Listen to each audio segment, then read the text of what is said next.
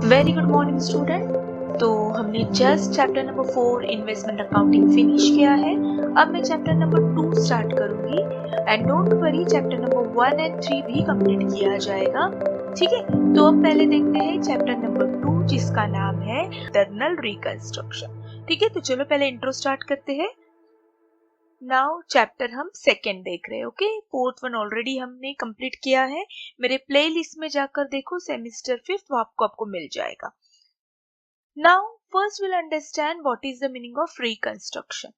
So, reconstruction is a process of company's reorganization concerning legal, operational, ownership and other structure by revaluing asset and liability. Okay, समझ में आया आपके? मुझे पता है नहीं समझ में आया होगा। ओके, सिंपल सी बात है। रिकंस्ट्रक्शन, री मतलब क्या? फिर से, कंस्ट्रक्ट करना मतलब फिर से बांधना। जैसे फॉर एग्जाम्पल, हमारे पास दो चॉइस है हमारे घर की। ओके, देखो, एक तो हमारा घर पुराना है, हम एक तो वो पुराने घर को ही अंदर से रिकंस्ट्रक्ट करेंगे, थोड़े से चेंजेस करेंगे हमारे फ्लैट सिस्टम में। मतलब नई फर्शी लगाएंगे, नया कलर देंगे, थोड़ा सा बेडरूम इनका स्ट्रक्चर चेंज करेंगे। ओके, अदरवाइज हमारे पास सेकेंड ऑप्शन है कि पूरा हम उसको डिमोलिश करें और एक अच्छे से फिर से नई बिल्डिंग हम क्या करें? कंस्ट्रक्ट करें। तो सेम कंपनी में भी ऐसे होता है। कंपनी में भी दो तरीके के रिकंस्ट्रक्शन होते हैं। एक होता है इंटरनल रिकंस्ट्रक्शन एंड दूसरा होता है एक्सटर्नल रिकंस्ट्रक्शन। तो फिलहाल इस चैप्टर में हम फोकस करेंगे इंटरनल रिकंस्ट्रक्शन पे। ठीक है, so this is internal reconstruction. तो अब इसमें करना क्या है? तो इंटरनली हमें क्या करना है? चेंजेस करने हैं। जैसे मैंने एग्जांपल दिया कि घर में हम इंटरनल चेंजेस करने वाले हैं, जिससे कि बाहर वालों को कोई फर्क नहीं पड़ेगा। सो कंपनी भी क्या करने वाली है? अपनी जो कैपिटल है, जो लायबिलिटी है, जो असेट है, उसको रीवैल्यूड करने वाली है। जैसे कि कैपिटल उनका इक्विटी शेयर है, ₹100 फेस वैल्यू है, बट अब उन्हें क्या करना है कि ₹100 नहीं, थोड़ी कंपनी क्राइसिस में जा रही है, तो they decided instead of ₹100 now will make it ₹80। ठीक है, इससे ऑटोमेटिकली इंटरनल कैपिटल क्या होगा? कम होगा। प्रेफरेंस शेयर, जिसे पहले उन्होंने सपोज क्या कहते हैं, ₹100, अगेन वही एग्जांपल लेंगे, ₹100 में, लेकिन अब उन्हें ₹75 उसकी वैल्यू रिड्यूस करनी है। ऑफ कोर्स इसके लिए परमिशन लेनी होती है शेयर होल्डर की, प्रेफरेंस शेयर होल्डर की, बिकॉज ये इफेक्ट तो होने वाला है। लेकिन अब कंपनी मुश्किल में है और अब इस मुश्किल में से उन्हें बाहर निकलना है, फाइनेंशियल क्राइसिस है, तो उसमें से अब उन्हें बाहर निकलना है। तो instead of closing all the company, उन्होंने क्या कहा कि हम थोड़े से कुछ छोटे मोटे चेंजेस करते हैं, जिससे हमारी लायबिलिटी ऑटोमेटिकली क्या होगी? कम होगी। जो फिक्टिशियस असेट है, जिसका कोई फायदा नहीं है, उसे हम क्या करेंगे? राइट ऑफ करेंगे, ताकि हमारी बैलेंस शीट जो होगी ट्रू फाइनेंशियल पोजीशन बताएगी। ठीक है, अभी जो हमने ओवर वैल्यूड एसेट बताया है, हालांकि वो है नहीं, लेकिन हमने हमारी बैलेंस शीट बड़ी बताने के लिए हमने क्या किया? ये सब क्या कहते हैं हम लोग इसको, नकली हमने सब अमाउंट बताई है। अब हमें ट्रू वैल्यू बतानी है, और ट्रू वैल्यू बतानी है तो हमें कुछ इंटरनल चेंजेस करने होंगे, जैसे कि capital reduction, preferential reduction, liability creditors right of करने होंगे। धीरे धीरे आपको समझ में आ जाएगा। ठीक है, सो इंटरनल रिकंस्ट्रक्शन पे हम फोकस करेंगे। बट एक्सटर्नल रिकंस्ट्रक्शन क्या है? तो इसका भी डिफरेंस हमें समझना चाहिए, तो ही हमें इंटरनल रिकंस्ट्रक्शन समझ में आएगा। So let's see difference between internal and external reconstruction. पहला डिफरेंस है, internal reconstruction can define reorganisation of company without liquidating existing company. जैसे मैंने कहा कि आपको घर में अंदर के अंदर ही चेंजेस करने हैं, उसे पूरा डिमोलिश नहीं करना है, लिक्विडेट नहीं करना है। ठीक है, तो इंटरनल रिकंस्ट्रक्शन में भी यही होता है। जो भी उनकी लायबिलिटी होती है, असेट होते हैं, वो फिर से रीवैल्यूड किए जाते हैं। उस पे लिक्विडेट नई कंपनी कोई फॉर्म नहीं होगी, बस वही कंपनी को थोड़ा सा हम डेकोरेट करेंगे, अच्छे से न्यू बैलेंस शीट बनाएंगे, जिसमें ट्रू वैल्यू दिखेगी। ओके, और वही एक्सटर्नल रिकंस्ट्रक्शन में क्या होता है? It's a reconstruct when the existing company liquidate to give the birth to new company. External reconstruction में टोटली पुरानी कंपनी लिक्विडेट होती है, मतलब बंद होती है, एंड न्यू कंपनी स्टार्ट होती है। हमने अभी सेमिस्टर 4 में देखा है लिक्विडेशन ऑफ कंपनी कैसे लिक्विडेट होती है, किसको पहले पेमेंट किया जाता है, ठीक है। तो ये सब जो प्रोसेस है वो इसमें होती है एक्सटर्नल रिकंस्ट्रक्शन में। ओके, नेक्स्ट दिया है internal reconstruction, the capital of company is reduce. ठीक है, हम सिर्फ कंपनी का जो कैपिटल है उसमें थोड़ी बहुत क्या करने वाले, चेंजेस करने वाले हैं, एंड लायबिलिटी में थोड़ी बहुत, लेकिन इसमें एक्सटर्नल रिकंस्ट्रक्शन में no reduction in the capital. ठीक है, इंटरनल में हम क्या करने वाले हैं, थोड़ी बहुत कैपिटल रिड्यूस करने वाले। जो एक्सटर्नल लायबिलिटी है जैसे डिबेंचर होल्डर, क्रेडिटर्स, इनको हम क्या कहेंगे कि भैया प्लीज हमें थोड़ा वेव ऑफ दे दो, थोड़ा डिस्काउंट दे दो, और हमारी जो लायबिलिटी है वो थोड़ी सी कम करो, हमारा जो टेंशन है वो थोड़ा सा कम करो। ऑफ कोर्स इसके लिए हमें मीटिंग लेना होती है। हम आगे के स्लाइड में देखेंगे कि क्या क्या प्रोसीजर होती है। इतना आसान नहीं होता है क्या इंटरनल रिकंस्ट्रक्शन करना, कैपिटल रिडक्शन करना। ठीक है, एक्सटर्नल में ऐसे कुछ भी नहीं होता है। पूरी की पूरी नई कंपनी नए फॉर्म में नए कैपिटल्स के साथ क्या की जाती है, इंट्रोड्यूस की जाती है। ओके, आई होप समझ में आ रहा है। In internal reconstruction court approval is mandatory. Of course मैं बार बार बोल रही हूँ कि हम कैपिटल रिड्यूस करने वाले हैं, प्रेफरेंस शेयर की फेस वैल्यू रिड्यूस करने वाले हैं, क्रेडिटर्स की अमाउंट रिड्यूस करने वाले हैं, and for that all we need the permission of court. ठीक है, क्योंकि इतना आसानी नहीं है, हमें कोर्ट में हमें बताना पड़ेगा कि ये share holder are ready, creditors preference share holders are ready, हमने उनको हमारे भरोसे में लिया है और अब वो रेडी है रिड्यूस करने के लिए अपना कैपिटल। एंड जब हम ये कोर्ट में प्रूव करेंगे, कोर्ट सेटिस्फाइड होगा, तब जाके कोर्ट क्या करेगा, अप्रूवल देगा। तो ऑफ कोर्स इसके लिए क्या है, मैंडेटरी है, ये फिल इन द ब्लैंक्स के लिए आ सकता है। लेकिन एक्सटर्नल रिकंस्ट्रक्शन के लिए कोई भी अप्रूव्ड नहीं होता है। ऑफ कोर्स प्रोसीजर होती है, ऐसे नहीं कि बिना प्रोसीजर के, लॉन्ग प्रोसीजर होती है। Already we have seen in semester 4 liquidation of company, procedure हमें लीगल फॉर्मल करनी होगी। ओके, लेकिन अप्रूवल लेने की जरूरत नहीं है। Next will see in internal reconstruction there is a no company form, there is a no transfer of liability, but in external liability of course हमें asset liability जो old company की है वो ट्रांसफर करनी होती है न्यू कंपनी को। ठीक है, now we'll see the definition। अब internal reconstruction की हम प्रॉपर डेफिनेशन देखेंगे। internal reconstruction is the rearrangement of company's existing capital structure। ठीक है, तो existing capital structure क्या है, तो देखो पिक्चर थोड़ा ध्यान से देखो। हमारी existing capital structure, इसको कहते हैं कैपिटल स्ट्रक्चर।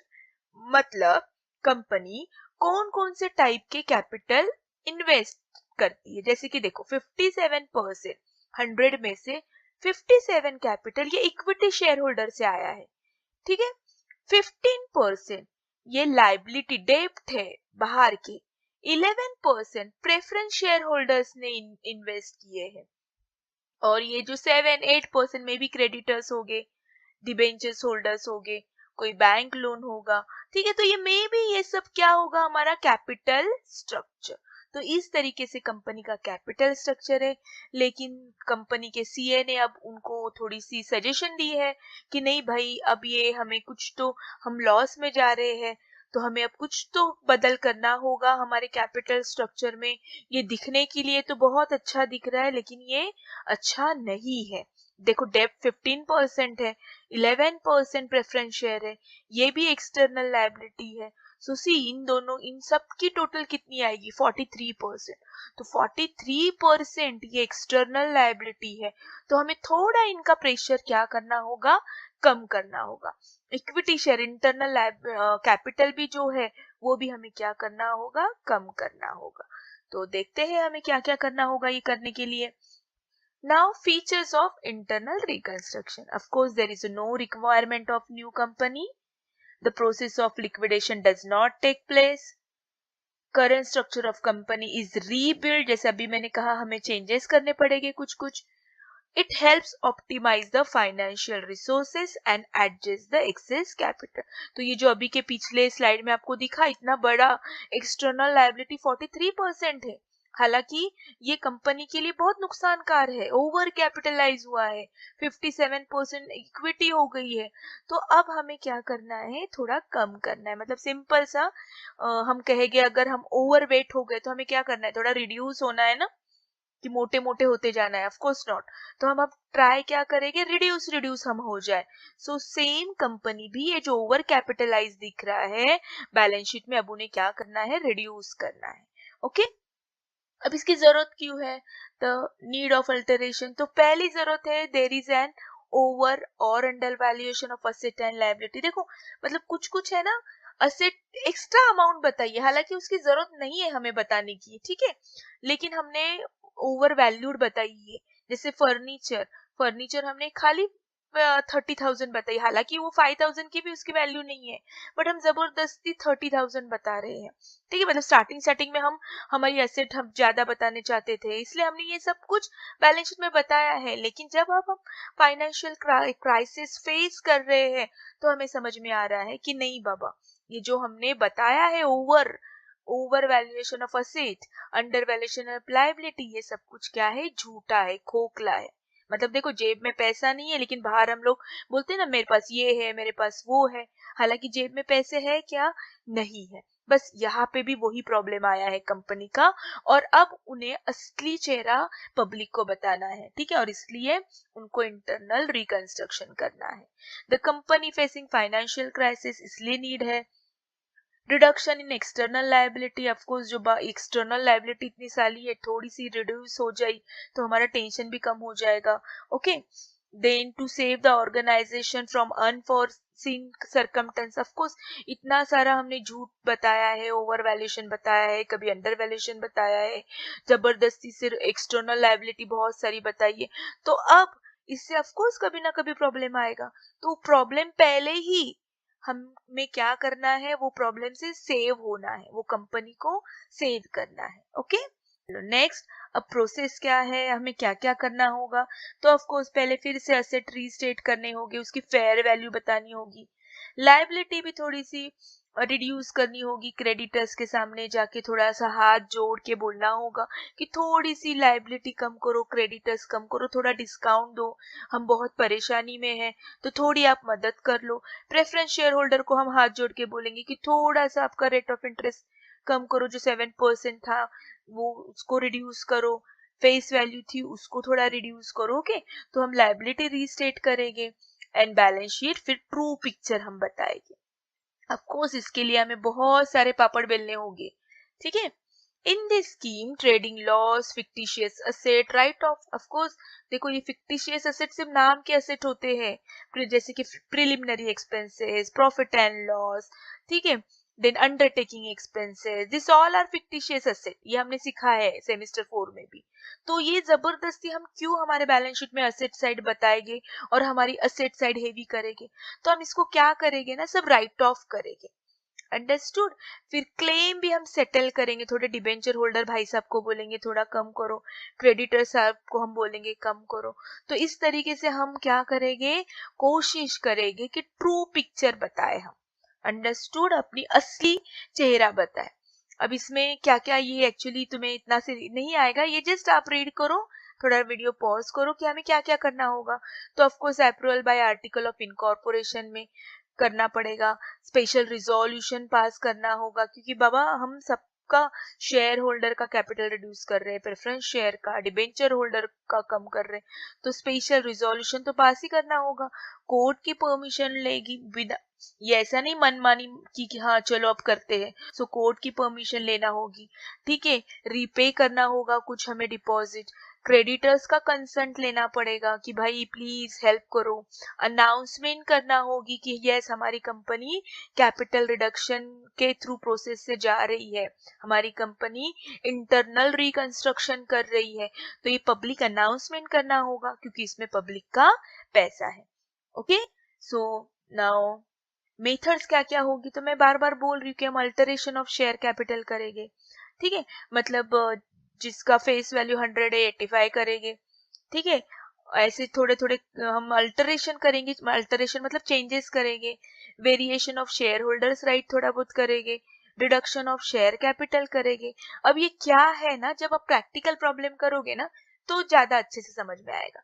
अब सिर्फ ये मेथड याद रखो, शॉर्ट नोट्स आ गई तो आपको लिखने में काम आएगा कि क्या क्या मेथड्स है, ठीक है। नाउ अब हमें अकाउंट बनाना होगा, ऑफ कोर्स प्रैक्टिकल प्रॉब्लम में तो अकाउंट ही ओपन करना पड़ते, लेजर ओपन करना पड़ते, जर्नल एंट्री पास करना होती। तो main focus see format of reconstruction account, इसको ही हम कैपिटल रिडक्शन अकाउंट भी कह सकते हैं, ठीक है। सो फॉर्मेट ऑफ रिकंस्ट्रक्शन के जगह पे one second, let me change the ink, okay, तो इसे ही हम क्या कहेंगे, कैपिटल रिडक्शन, ठीक है। तो देखो अब अगर देखते होगे तो देखो प्रिलिमिनरी एक्सपेंसेस हमने राइट ऑफ किया, गुडविल राइट ऑफ किया, डिस्काउंट ऑन शेयर, ये भी हम इसको क्या कहते हैं, फिक्टिशियस एसेट, ये हमने शेयर किया, कम अंडर राइटिंग कमीशन हमने राइट ऑफ किया, फिर असेट अगर कुछ ज्यादा है तो उसको डिक्रीज वैल्यू बता दी, मतलब असली वैल्यू बता दी, ठीक है। हमने अगर पेमेंट किया रहेगा कुछ अनरिकॉर्डेड लायबिलिटी, वो पेमेंट की। तो इस तरीके से देखो हमने क्या किया, धीरे धीरे जो जो हमें काम की चीजें नहीं है उसको हमने बाहर निकाल दिया, ठीक है। कैपिटल रिडक्शन देखो यहाँ पे हमने डिबेंचर रिड्यूस किया है, शेयर कैपिटल रिड्यूस किया है, बिल्स पेबल किया है। नाउ डेबिट कब लिखना है एंड क्रेडिट कब लिखना है ये तो मैं आपको प्रैक्टिकल के वक्त समझाऊंगी। अभी से फॉर्मेट देखो कि इस तरीके से हमें क्या करना है, एक लेजर अकाउंट ओपन करना है जिसका नाम होगा कैपिटल रिडक्शन अकाउंट, उसे ही कहते हैं रिकंस्ट्रक्शन अकाउंट। आप दोनों में से कोई भी एक नाम लिखो, ओके। सो आई होप आपको ये समझ में आया है, एंड डोंट वरी नहीं समझा तो प्रैक्टिकल प्रॉब्लम है। सो जल्दी मिलते हैं न्यू लेक्चर के साथ, तब तक के लिए बाय बाय, थैंक यू।